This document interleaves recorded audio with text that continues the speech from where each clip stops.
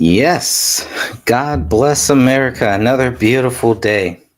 And how could it get any better? Well, the State of the Union, you think I counted it 3 times. Kennedy was mentioned in Trump's State of the Union address, even though we're not technically supposed to call it a State of the Union address. That's really what it is. But apparently, I guess you can't have an official State of the Union address in the first year. I don't know, whatever. Call it what you want. It was a great day, a great event, and I could not be prouder of our great president, President Donald J. Trump, possibly the greatest president since George Washington, and another man named Robert F. Kennedy Jr. So I want to play this little clip here because I thoroughly enjoyed it, and I hope you do too. In case you missed it, I'm sure you didn't. And if you saw it, just a little recap. Since 1975, rates of child cancer have increased by more than 40%. Reversing this trend is one of the top priorities for our new presidential commission to make America healthy again, chaired by our new Secretary of Health and Human Services, Robert F. Kennedy Jr.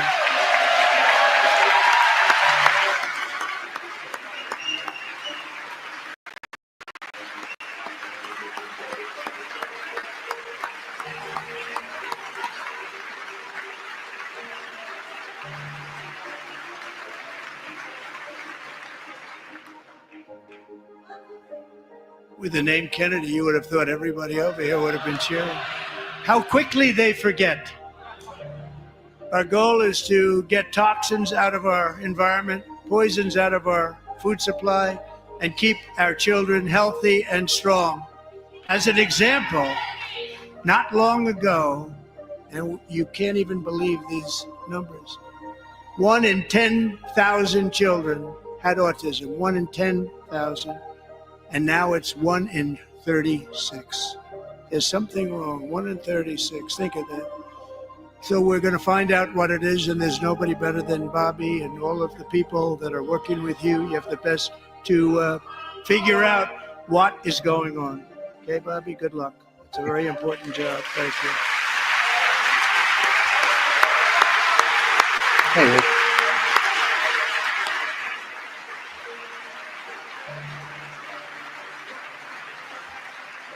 Thank you.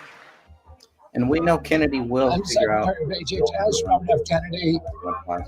Second, we know that. I mean, if I'm so surprised, and maybe I shouldn't be. I guess I'm a little bit jaded here, but just going back to a little bit. Guess I am a little bit jaded because if you're on YouTube and you type in RFK Jr., most of it is all just complete nonsense and all just anti RFK Jr. nonsense.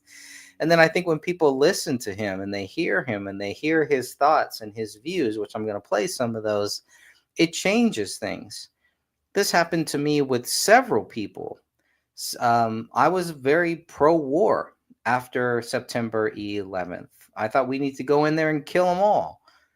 And I consider myself a Christian even back then too. I mean, having learned my lessons and being wiser, the more scripture you read, hopefully, the more you understand. Every life is precious. But back then, they attacked us. Let's go and attack them. And then when I started listening to certain people like Cindy Sheehan, the mother of one of the soldiers who was killed over there, and she wanted to know what did her son die for? And I think the Ukrainians, the Russians, everyone who is at war, everyone who has lost somebody from war, they want to know, what are we dying for? And I think that's another reason why war needs to always be the last resort in anything, not the first resort. And even then, it's still not good. And nobody wins in war. Whenever there are wars, nobody wins. Everybody loses. So kind of got far away from my point. But so I do believe when people listen to RFK Jr., if they've only heard the things, if they've only watched videos where RFK Jr. is bad and everything is bad, if they've only seen that, then it can change their mind. when they actually listen to him and get the other side of the story.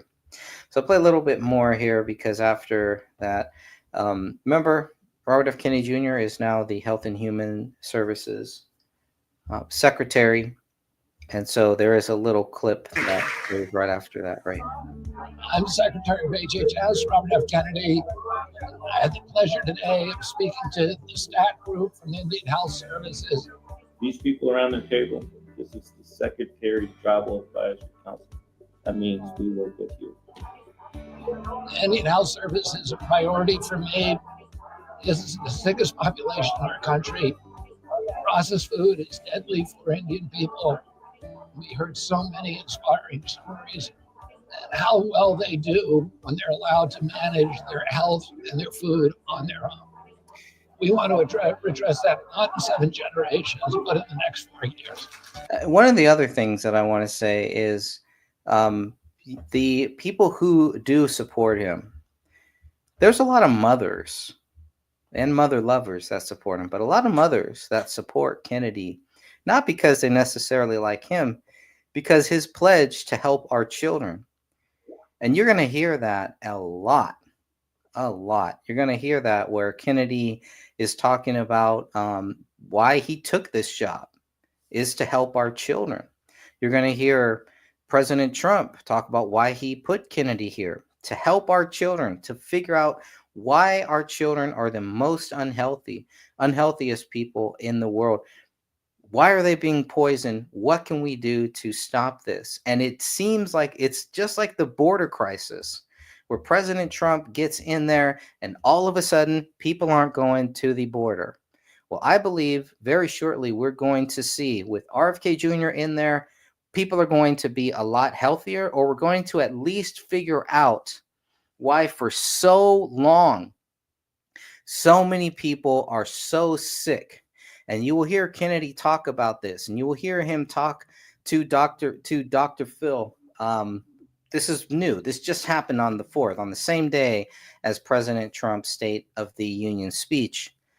Kennedy did about 11 minutes on a live town hall. He did it via Zoom type thing or whatever, and he talks about we can end this crisis. And it's not just the physical health, the bad food, all of these dyes, these fake foods, all of this stuff. It doesn't just hit you here. It hits you here. It hits you in your brain. These mentally ill people walking around, people who are having these autisms, all of this stuff, it's all related to what we put into our bodies. It has to be. It has to be related. And I think that is a big problem for these pharmaceutical companies, for these big corporations who have just been for so long, it's all just been about profit. And there have been no consequences. And if you put consequences to them, maybe they'll change their ways. Maybe they won't push so many pharmaceutical drugs. Maybe we'll actually get things really tested. If we're going to say, okay, this drug can really help you, make sure you know what problems it could cause. And then, hey, if it may cause autism, it may kill your baby. And then if you put that in front of the people, they may think twice. They may think 3 times about putting that into their body or shooting their children up with something.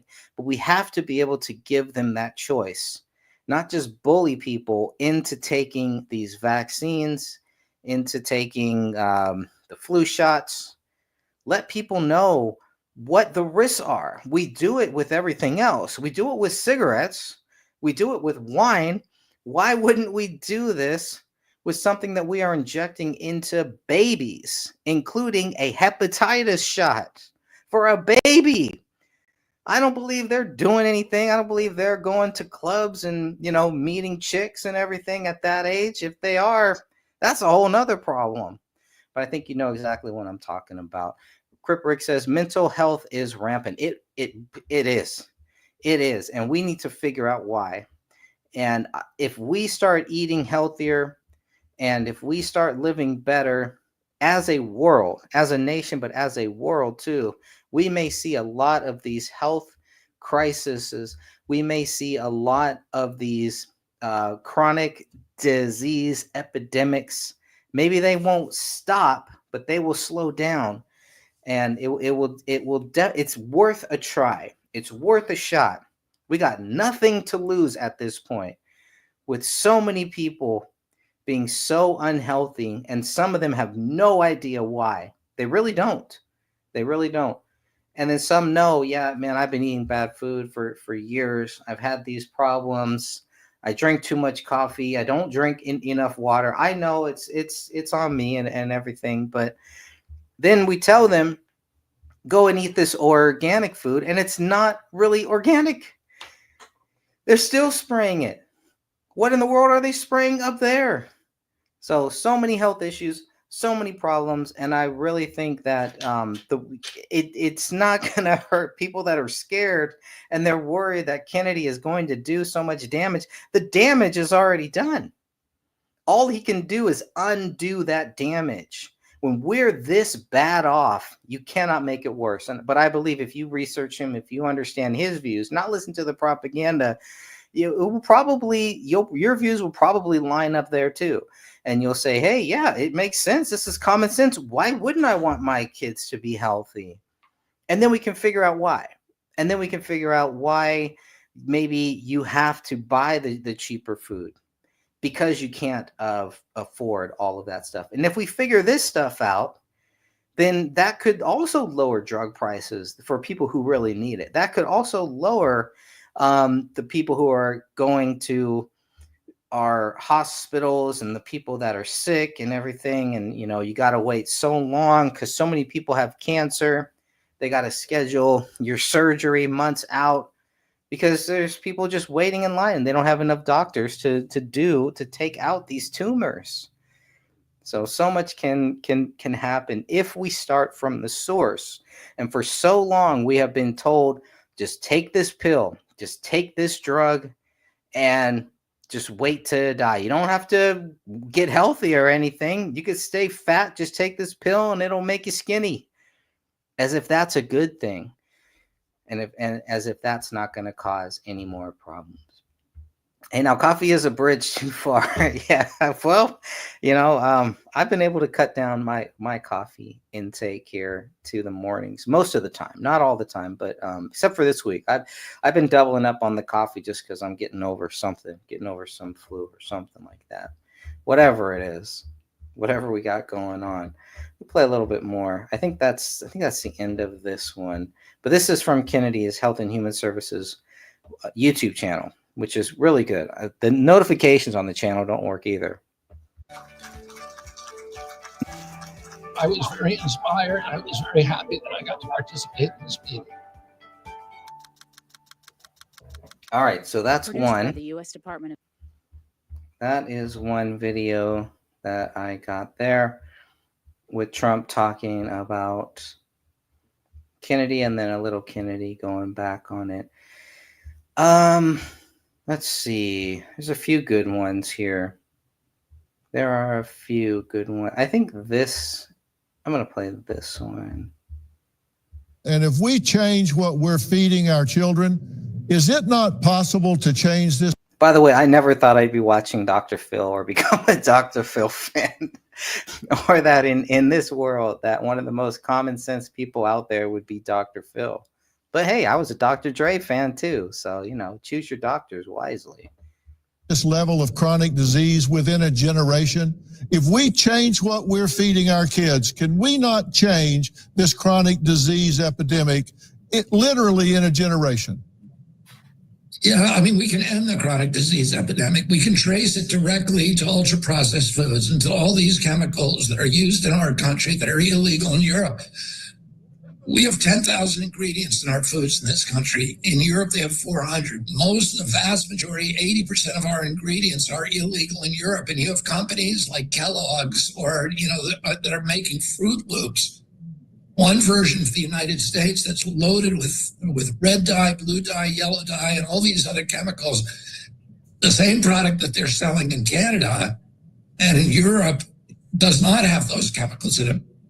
McDonald's French fries in our country has 11 ingredients. The same product in France or England has 3 ingredients.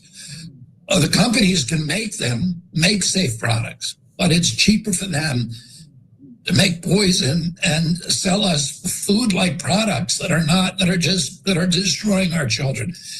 And Dr. Phil, you and I have talked about this.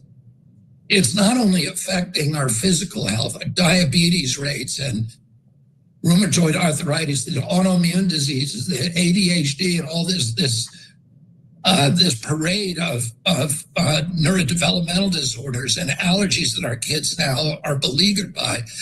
It also directly affects mental health. And, we're seeing that in studies from Harvard and Stanford. There's a Harvard scientist that has treated children who have lost schizophrenia diagnoses by changing their diet. Yes. And so, this is one of the big contributors to the mental health crisis, which is one of your preoccupations. All these kids who are suicidal, who are depressed, who are addicted, who are alcoholic, who feel purposeless and alienated in their lives. And one of the paths out there, that's not the only thing we have to do, but one of the paths out of that crisis is to change our food. Are we going to get to a point where we're able to negotiate and get down drug prices so we don't have corporate capture from Big Pharma?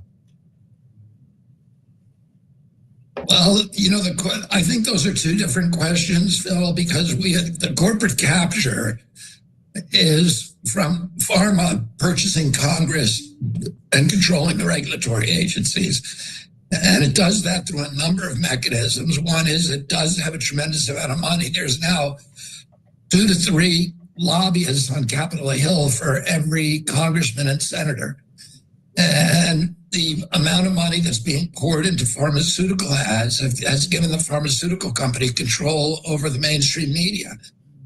If you're Anderson Cooper and your network, your show is getting 75% of its budget from pharmaceutical advertisers, you are very, very conscious of making sure to please your advertisers the way that you report the news. So it's given them not only a platform for selling drugs, but also for controlling content, which means the people who go up against them politically get punished and get silenced. And that is not a good outcome. The drug pricing issue is a very different issue.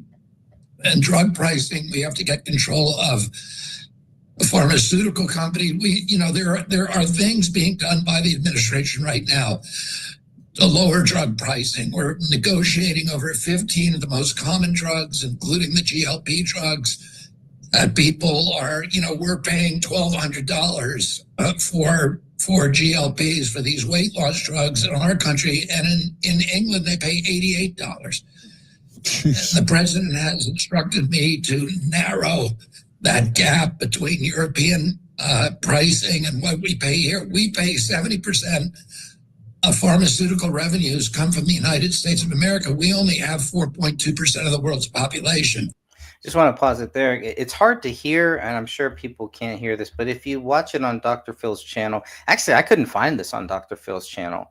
So I just found this clip and I was able to chop it up. But in the background, the audience is kind of like, oh, they're kind of groaning and just like maybe it's stuff they've never heard of. And I do believe this is one of the reasons why Kennedy said, if you put me in front of the camera, if you get me on that debate stage, I will win.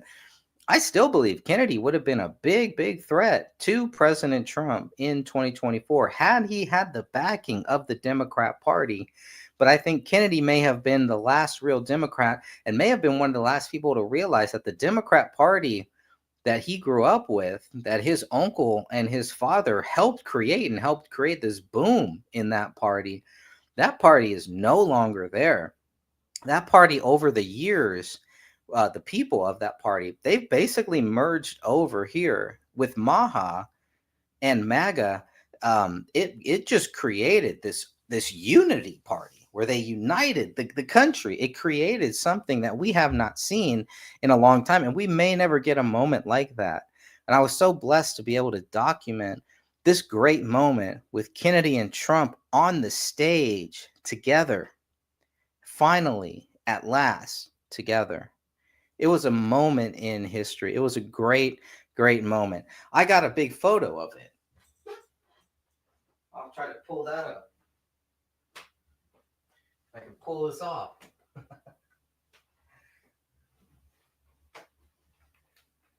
I got this. It's a great moment. I know it's probably not really showing the way that I would want it to because of everything, but this is a great moment in time here. The handshake.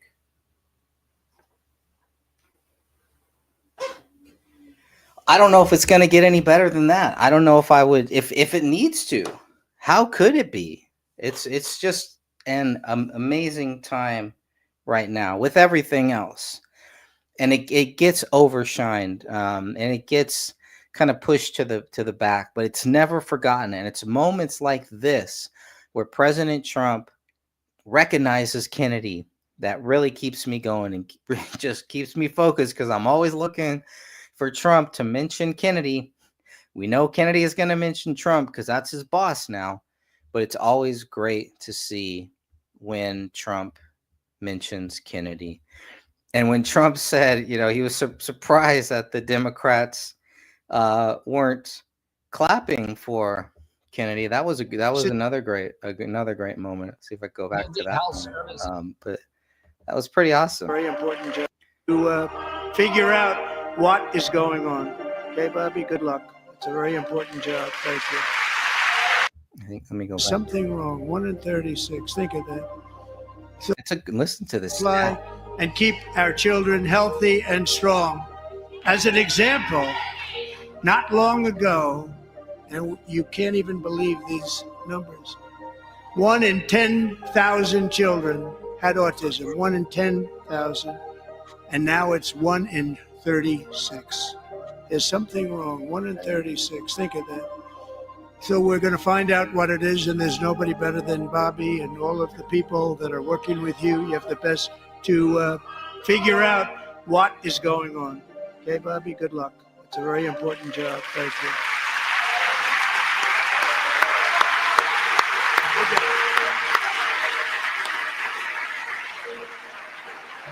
I missed it. Okay.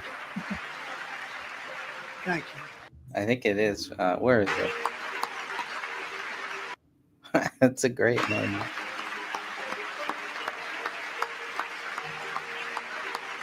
But I love how appreciative Trump is and his work. God bless America. This is great. With the name Kennedy, you would have thought everybody over here would have been cheering. How quickly they forget. How quickly they forget. Our goal is to get toxins out. How quickly they forget. That's exactly it. That's one of the biggest problems. How quickly they forget. That's one of the biggest problems with the Democrat Party and the Republican Party, I suppose, too. It's so hard because I've been fighting this thing. I'm not a Republican. I don't consider myself a part of any political party. But if you were to ask somebody about me or show them one of my videos, they would probably think that. They probably think this guy is a diehard Republican. He's a conservative, et cetera, et cetera. I'm a Christian, but that's all that I want to be. I don't like any other labels. I don't want to be a part of any other labels, nothing like that. I'm happy where I am. But it's hard I can understand why people would say they would label me as a conservative or label me as a Republican. It's not true, but I understand it. I get it. And I think there's a lot of people that get into that trap. And at some point, some people just own it. And they say, yeah, I am a conservative. I am a Republican. But you'll never hear me say that. I'm a Christian, and that is it. And so are Kennedy, and so are Trump. And I've been really, really blessed with everything that has happened in my life. So let's get to some other clips here that I'm going to play. Let's see. Let's go to. Did we do the pharmaceutical one? Yeah, we did the pharmaceutical one. Oh, well, let's hear what. Yeah, let's see what Kennedy has to say here. And then, of course, I was very happy for the shout out that he gave to make America healthy again. That is another existential crisis. When my uncle was president, 3% of Americans had chronic disease, and today 60% do. And when I was a boy, our typical pediatrician would see one case of juvenile diabetes in his lifetime. Today, 38% of our teenagers are diabetic or pre-diabetic, and we're spending more on diabetes and mitochondrial disorders than we're spending on our military. So these are existential crises. 77% of American kids cannot qualify for military service. Testosterone in our kids has dropped by 50%. A 68-year-old man today, American, has more testosterone than a teenager. And this is not the way the world is supposed to work. And I think that President Trump, for the first time, has given our country hope that we have another way out. I think that, I thought the speech was excellent. I thought, one of the things that he's done is really what he's succeeded in doing through leadership and through his authenticity is really reinvigorating our nation. I remember when I was younger and Ronald Reagan was president, and I was very much opposed to Reagan. I didn't like any of his policies, very hard on the environment, which was my big issue then. And my Uncle Teddy, who was, head of the American sort of liberal tradition, who did not like Carter a lot, and he loved Reagan. And I couldn't understand why. And he said, because he brings good energy to our country, he makes people proud to be American again. And although Carter agreed with them on most of the issues, he also saw that there was another quality to leadership that was really important for a president. And I see that all around me as I walk around the country. There was really a malaise in this country over the past couple of years. People were hopeless. People on both sides of the aisle felt that the country was not going in a direction that was hopeful. And I think a huge majority of Americans now feel great hope for the future of our country. Some of the things that the president is doing are, I think, incredibly imaginative. The gold card is something that came out of him. And it really, it's the first hope that I've seen that we can, start paying down some of the debt, which is crippling our country, which is an existential crisis. We're now paying more just to service the debt, just for the interest on that debt than we're paying than our military budget. We're also Okay, before I identifying play this shocking one, levels. this is a good one. This is the Social Security. So this is another one. Of course, like I said, I'm always looking for when Kennedy and Trump talk about each other. Not because I'm writing a second book on the topic, even though I am, or maybe, I don't know, depending on how much of that I get, I may just throw some of that in the back of the book as a bonus. You never know. But so it was really nice to hear Kennedy and Trump, the way that they talk about each other, the paths that they have taken. And they have really been just a big inspiration to me, and a reminder of how this is not about politics. It really isn't. It can be about politics, and you would think it is because they're talking about political issues, but health should not be a political issue. Our Constitution, keeping us safe, and just some of the basic things, life and liberty. If we shove that into a box and call it politics, we don't really have much left. I think it just kind of waters what the truth is. It waters it down. So it's kind of like when we talk about Jesus Christ, and they want to just say, "Oh, it's you're just talking about religion." And for us, we're talking about life. We're talking about life. We're talking about the end all be all, the reason why we are here on this earth, which can include anything and everything, because it's all tied to God. There is nothing apart from Him. But I think a lot of people fall into that trap where they want to keep it separate. Even some Christians, they want to keep it separate, and they want to keep their Christianity over here and keep everything else over there. And I just don't see how you can do that. But you have the freedom to, and I think that's a great thing. One of the reasons why this country is the greatest country ever on God's green earth. One of the reasons, just one. There's a lot of reasons. So I'm going to go back and play this. This is President Trump talking about the Social Security scam. And his one-liner to Kennedy is funny. Super funny. Trump's a funny guy. He's a really, really funny guy. You're a fun guy, aren't you? You're a funny guy. I'm here to amuse you. We're also identifying shocking levels of incompetence and probable fraud in the Social Security program for our seniors, and that our seniors and people that we love rely on.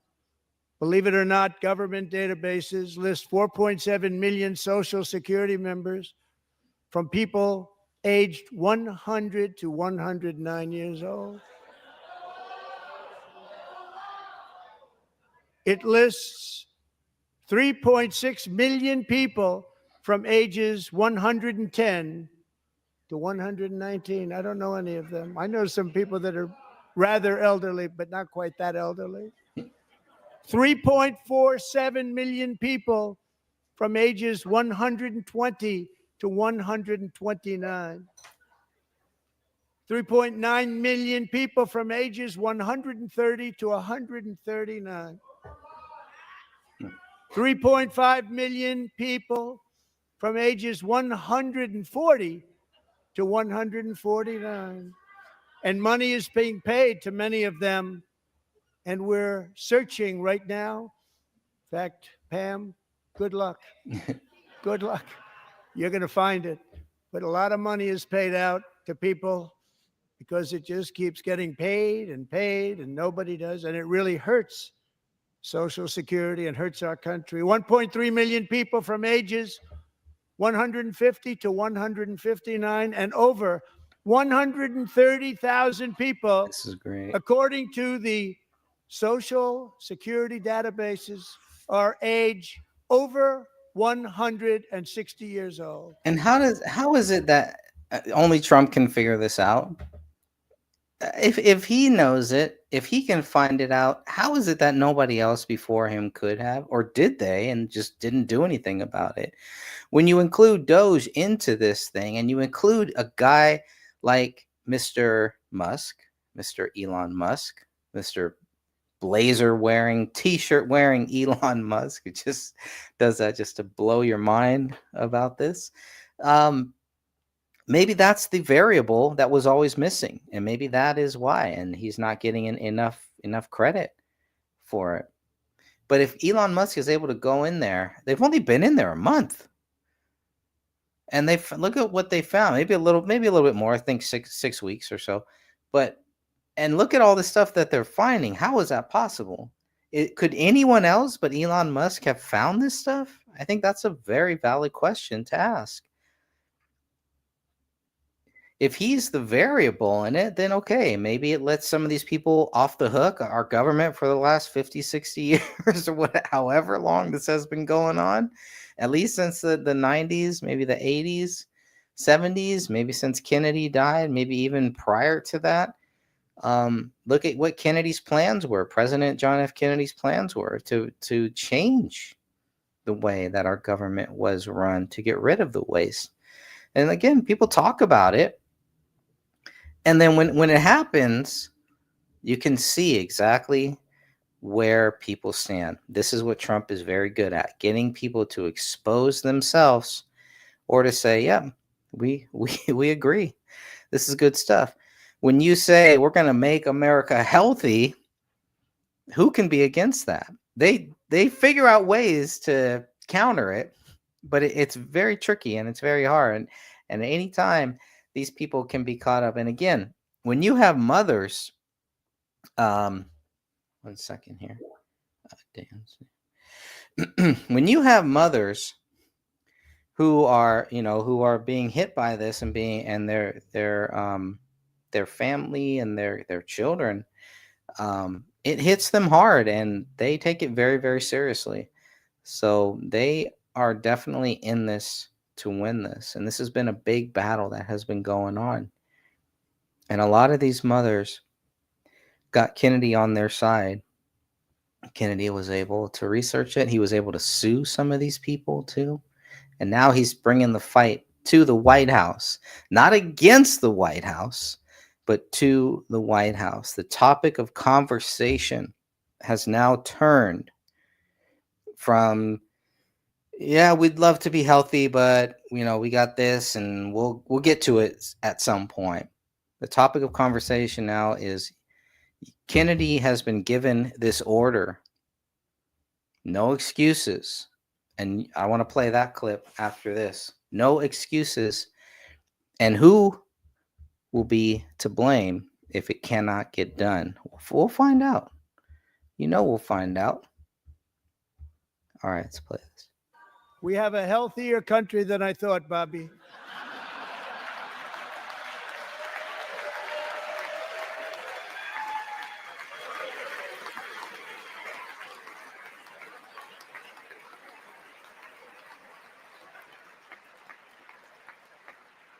Including, to finish, 1,039 people between the ages of 220 and 229, one person between the age of 240 and 249, and one person is listed at 360 years of age, more than 100 years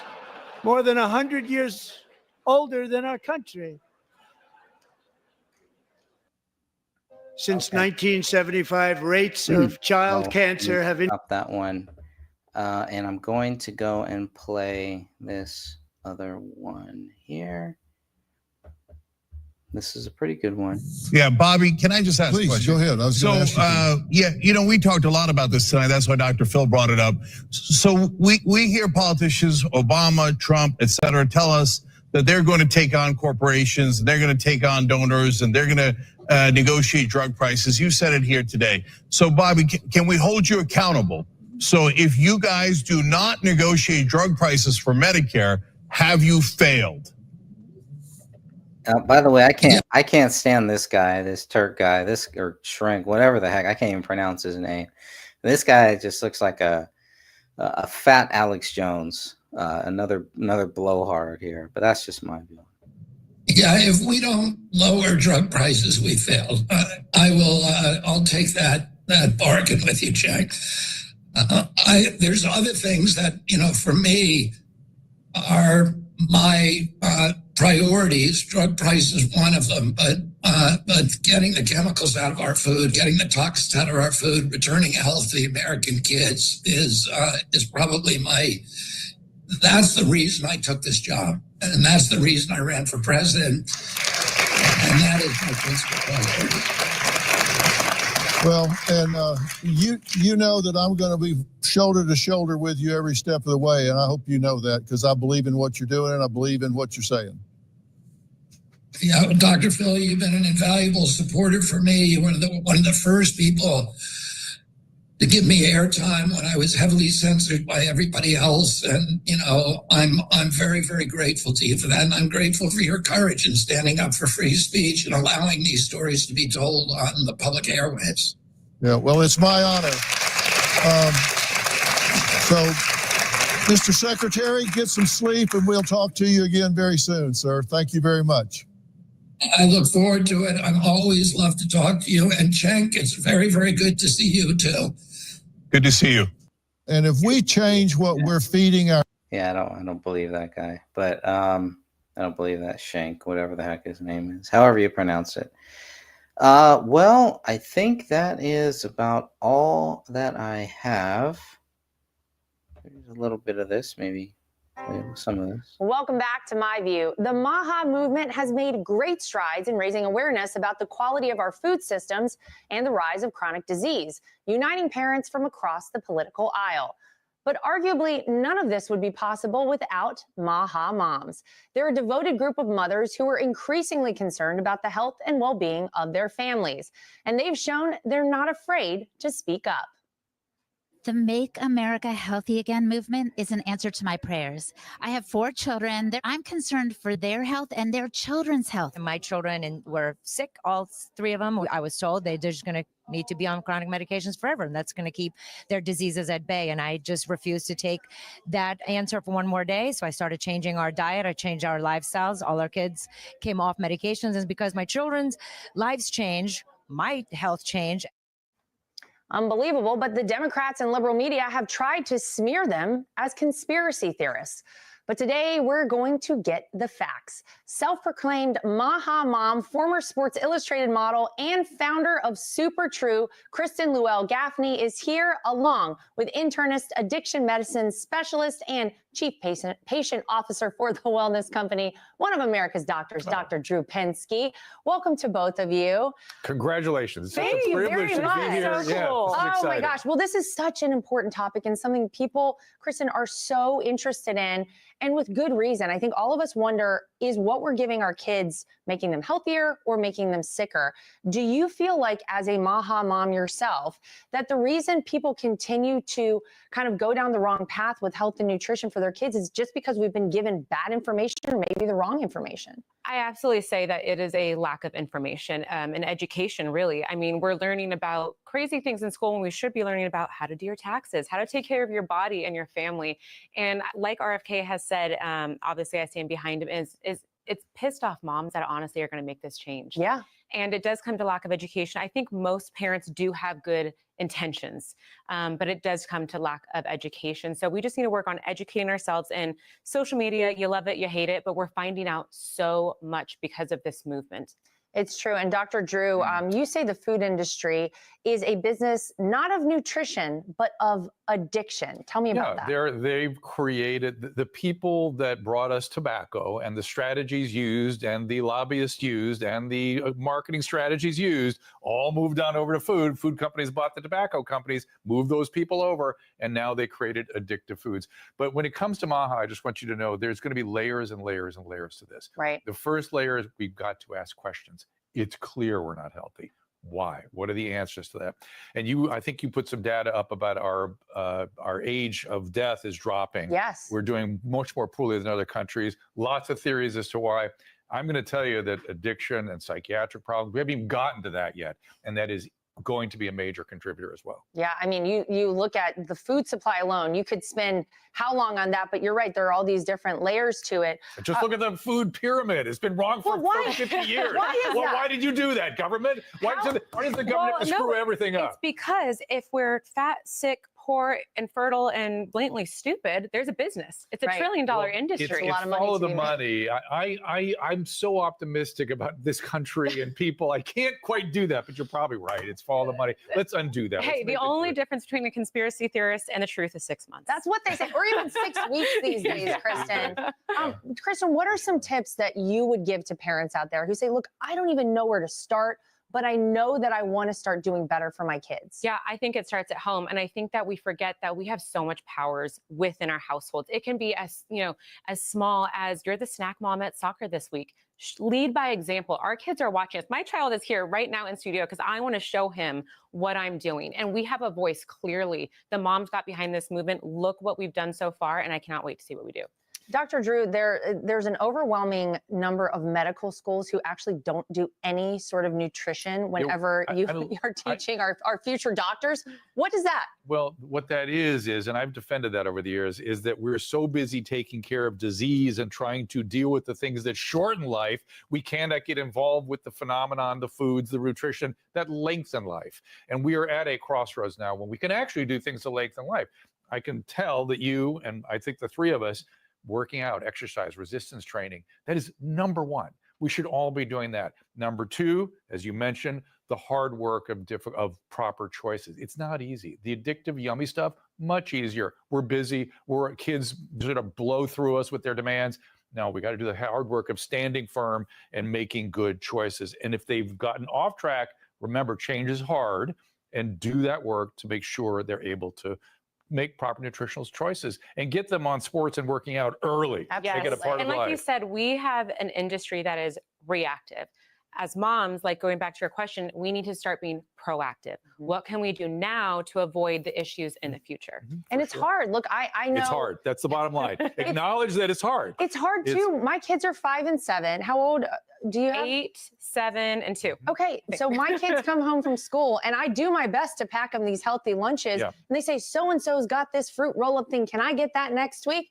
And I'm like, oh, what do you tell your kid?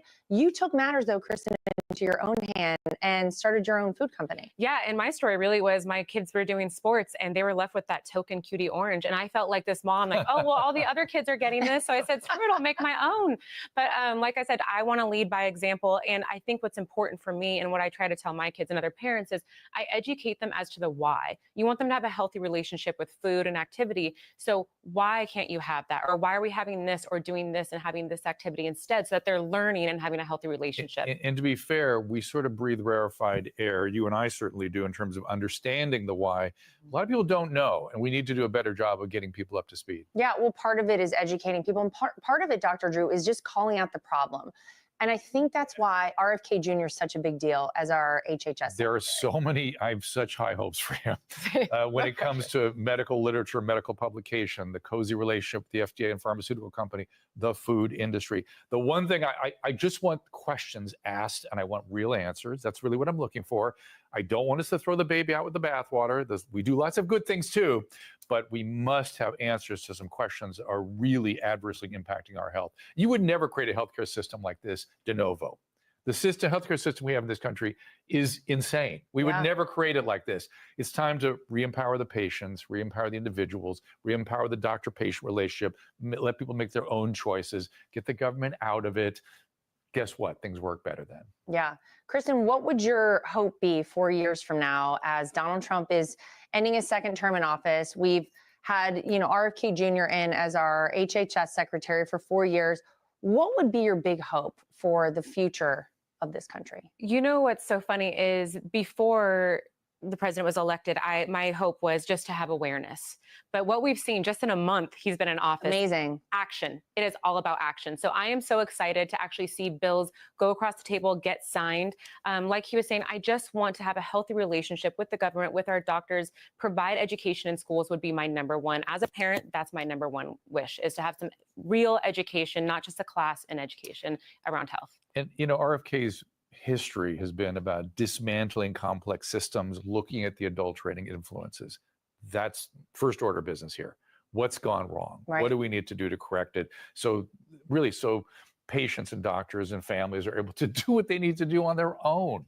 We don't have to be up there, in their lives all the time. We don't make things better. We have made things worse. Is there not evidence of that? Unfortunately, that's the truth. What is the number one thing you get asked? I mean, you're Dr. Drew. People must come to you all the time and say, tell me something I need to know about what's going on. There's so much information. What do you get asked all the time? I get asked everything, to be fair. I guess, I get asked about GLP-1s all the time, and I'm gravely concerned. I'm gravely concerned about overprescribing generally. Yeah. That we as physicians have a tendency to open our prescription pad up and just take a medication, and we don't have time to do anything else. When the reality is the time spent with patient, the time helping them change, the hard work of the interpersonal, the patient-doctor relationship, we've left that out completely. Yeah. And restoring that would really help us make people healthy. Do you ever see a day where we have insurance companies paying for people to stay healthier instead of paying for them after they're sick?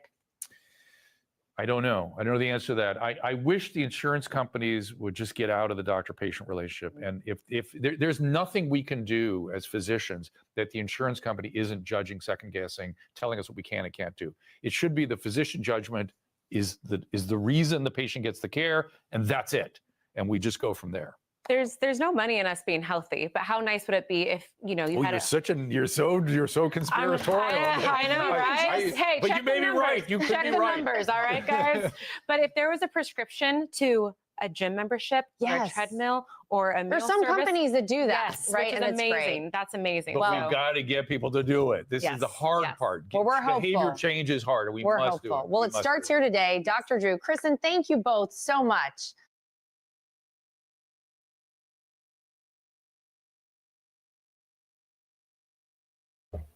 That's great. I've just found something on Nicole Shanahan. Okay. So Gary I'm Brecka, gonna we're play so that in a excited minute. to sit down with you today. I don't even know how to address you, a health guru, a biohacker. Tell me what it is you do and how you ended up doing all of this, because so many people turn to you to learn how to improve their health. Yeah, well, by schooling, I'm a human biologist. You know, my undergraduate degrees were in biology. My postgraduate degrees are in human biology. But for years, I worked in a niche market of life insurance, trying to predict mortality to the month. So we used big data to try to decide how many more months people had left on Earth. And what emerged from this data was that the reason why people are not living healthier, happier, longer, more fulfilling lives were for what we called modifiable risk factors, meaning things that they could change in their lifestyle that would permanently change the trajectory of their life. Why do you feel like now people are finally starting to say, you know what, maybe things haven't been working the right way. Maybe there are some major changes our country can make. And what is it you would like to see happen over the next 4 years with President Trump, with RFK Jr. in these leadership roles to change America and make us healthy again? Well, I think you had a couple of things come together like a perfect storm, right? We emerged from the pandemic, and no matter what side of the pandemic you were on, pro-vaccine, anti-vaccine, your life was touched by the pandemic. And I think it woke people up and they said, you know what, I need to take my healthcare choices into my own hands. We're at a crisis point in America. You know, 77% of our military-aged men and women don't qualify for military service due to poor health. You've got 13% of our teens have fatty liver disease. We have the highest rates of childhood cancer in recorded history. We just have to get back to what God gave us, not what man makes us. Getting the poisons out of our food supply. I'm super excited about Bobby Kennedy and your father-in-law's union. I mean, people from polar opposite ends of the spectrum unifying over children and health and healing. And I just find it odd that anybody can be on the opposite side of that coin. I think a lot of people have been under the impression that the way you cure a disease is to take a drug. But I think we're coming upon a time in our society where maybe we're going to hopefully phase a lot of that out. Do you feel like that is also part of the MAHA movement? I think that's a huge part of the MAHA movement. You know, when I interviewed Callie Means, one of the things that he said that always just sat with me was, there's nothing more profitable than a sick child. And as sad as that statistic is, it's a statement of fact, right? We're starting children earlier and earlier and earlier on the hamster wheel. So I think this whole MAHA movement is about getting to the root cause, getting physical education back in the public school system, getting the processed foods out of our children's diets, you know, getting the highly inflammatory foods out of our children's diets. I mean, they deserve to thrive. And that's what I think really laid the perfect foundation for Bobby Kennedy to come in and really take control of a narrative that people are willing to hear. President Trump has promised to restore the American dream in this country. A healthy person has 1,000 dreams. A sick person only has one. 60% of our population has only one dream, that they get better. If you look at what he's really talking about and describe the MAHA movement, we're talking about getting poisons, herbicides, insecticides, pesticides, preservatives, things that our body doesn't recognize, that cause chemical reactions on our body that make us sicker. And so who's against getting those things out of the food supply? This is how you get a food pyramid that says that Lucky Charms is more nutritious than grass-fed steak. It's crazy. Right. I think something else that people have heard about, they've heard it a lot through Bobby Kennedy. He was very outspoken about it. Seed oils. Yes. For people who say, I don't know what a seed oil is, but I constantly hear about it, what is that? So seed oils are your canola, rapeseed, sunflower, safflower, vegetable oils. And very often it's not, people think we're attacking the plant.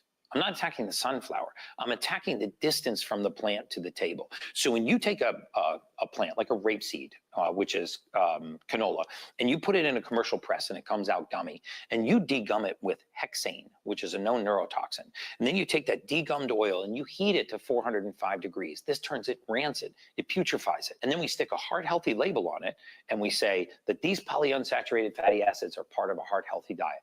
That is complete nonsense. They're part of a heart inflammatory diet. Inflammation is the root of all evil. Here are the 5 oils you need in your life. An olive oil at room temperature. You can cook in coconut oil, grass-fed butter, ghee butter, or coconut oil. These are oils that don't denature at high temperatures.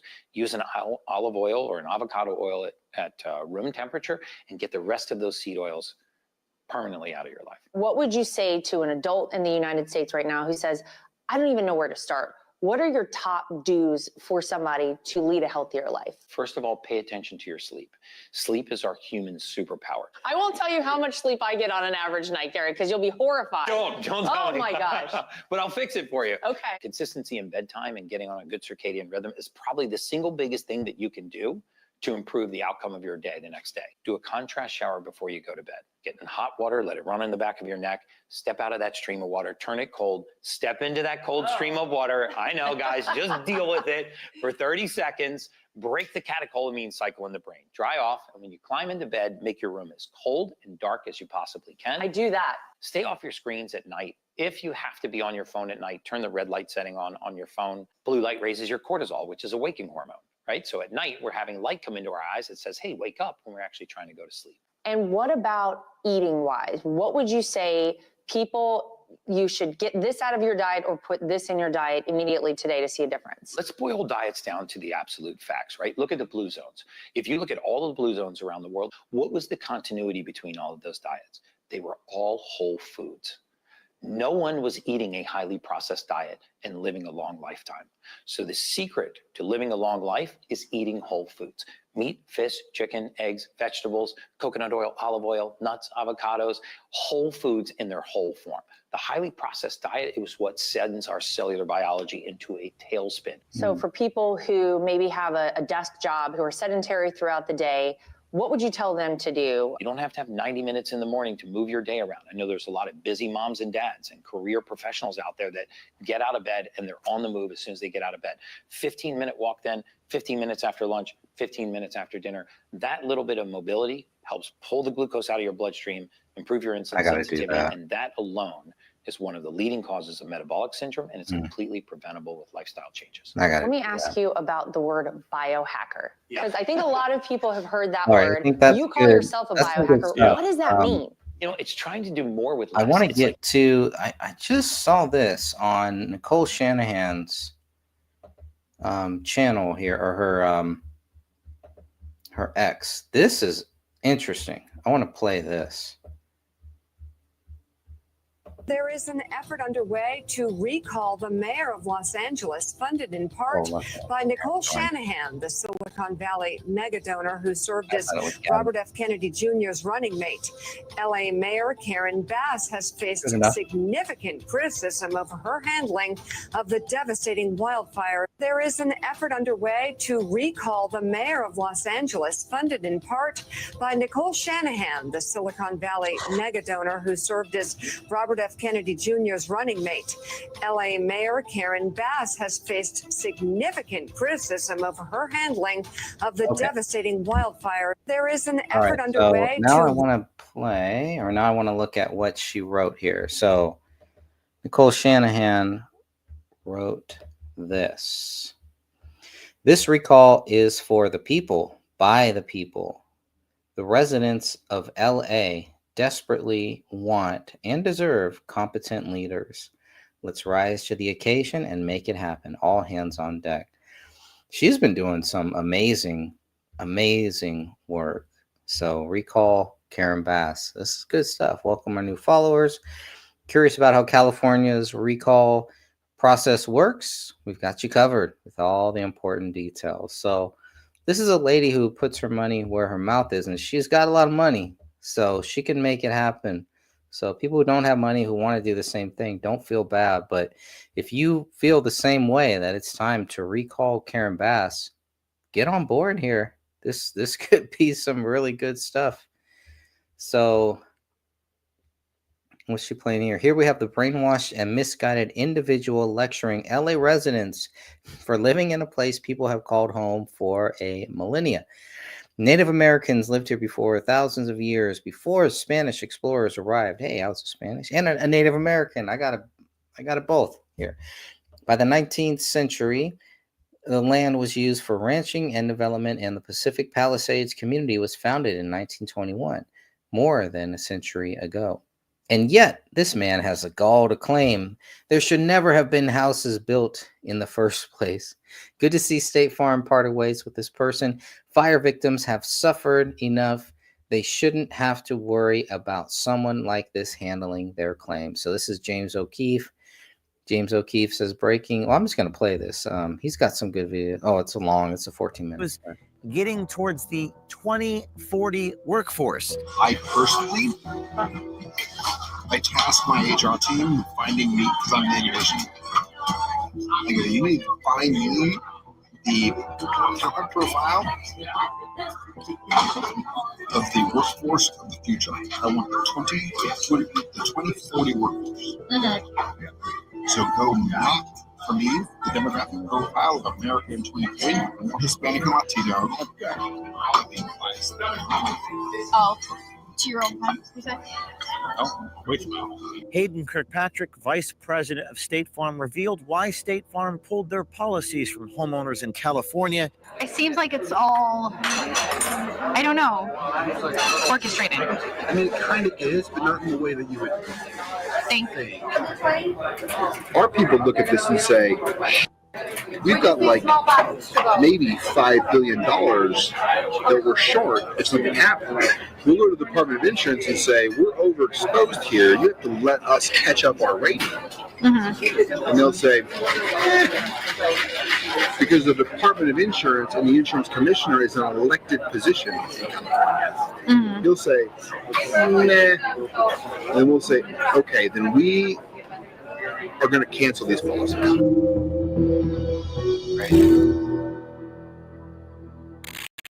OMG has investigated the disasters in Southern California recently by investigating Mayor Karen Bass. And I'm also going to see if I can share another little thing here.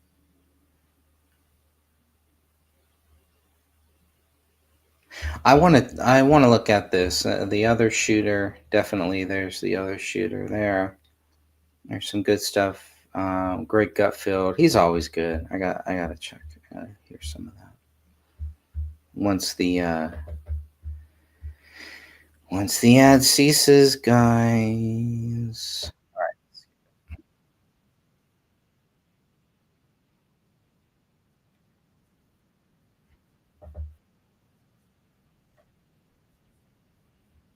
Bitcoin reserve of cryptocurrency. Judge is going to explain all that to us by using tokens already owned by the government, estimated to be worth $17 billion. And Trump's crypto czar is promising that it will not cost taxpayers a dime. Earlier, the president spoke at the first ever White House Crypto Summit. Yeah, that seemed good. Last year, I promised to make America the Bitcoin superpower of the world and the crypto capital of the planet. And we're taking historic action to deliver on that promise. And here's another move that will put a smile on the faces of young voters. President Trump says he will probably extend the TikTok ban deadline if a deal isn't reached in time. It's a sharp contrast to how the left is trying to connect with young people. Protesters singing songs like this during today's anti-Trump science rally in D.C. This little light of mine, I'm gonna let it shine. This is a song for all the good people. Come on. All the good people who are part of this family. All right, Greg, how's that going to resonate with the young whippersnappers out there? Oh, those people. Those hot tunes. I think I saw them in Coachella in like 1850. You know, just a fun fact about that song, and I'm sure Harold knows this. Little Light of Mine originated in black churches in the 1930s. First recording was from a prison in 1934 in Texas. It's a gospel song associated with civil rights, considered an African-American spiritual. But these rejects from Peter, Paul, and Mary added Science Lights the Way. No, You want cultural appropriation? They were talking about God in that gospel, not about Fauci. Imagine if I started quoting MLK's speech, "I Have a Dream," and claimed the dream was that a future conservative network called Fox News would reign supreme. I don't think people would like that. As Trump embraces the future, they distort the past. It has nothing to do with age either. Trump's no spring chicken. It's about his engagement to the world, his engagement to the environment. He's connected like a plug in a socket. He understands people's interests and concerns. It's another symptom of how out of step the progs are. They use a song with no visceral connection to the topic at hand. There we go. Okay, so I want to play a little bit of this here too. Looks like there is a new 2-minute clip. This has got to be good. 44 days, but the president will have a lot to talk about tonight when he heads up. Let's go. It has only been 44 days, but the president will have a lot to talk about tonight when he heads up to Capitol Hill to address a joint. 6 weeks ago, I stood beneath the dome of this Capitol and proclaimed the dawn of the golden age As of we America. inaugurate a new president and vice president. From that moment on, it has been nothing but swift and unrelenting action to usher in the greatest and most successful era in the history of our country. I return to this chamber tonight to report that America's momentum is back. We back. Our spirit is back. Our pride is back. Members, Congress, and to my fellow citizens, America is back. Americans have given us a mandate for bold and profound change. Every day my administration is fighting to bring a future that America deserves. We are draining the swamp, and the days of rule by unelected bureaucrats are over. Over the past 6 weeks, I have signed nearly 100 executive orders and taken more than 400 executive actions to restore common sense, safety, optimism, and wealth all across our wonderful land. Despite the best efforts of those who will try to censor us, silence us, break us, destroy us, Americans are today a proud, free, sovereign, and independent nation that will always be free. My fellow Americans, get ready for an incredible future because the golden age of America has only just begun. Thank you, God bless you, and God bless America.